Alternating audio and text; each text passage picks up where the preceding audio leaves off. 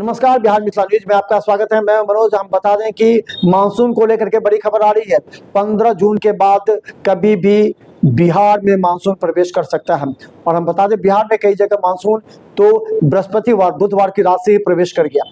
कहा जाता है कि आंधी तूफान, तेज गरज के साथ छींटे पड़ने से पूरे बिहार में इस बात की चर्चा कि मानसून आ जाने से अब सड़कों का हाल क्या होगा, नालों का क्या हाल होगा, लोगों का जीवन स्तर क्या होगा। लेकिन बता दें कि जो विभाग यानी कि मौसम विभाग ने जिस तरह हाई अलर्ट किया लोगों से, और अब एक नई प्रणाली विकसित हुई है।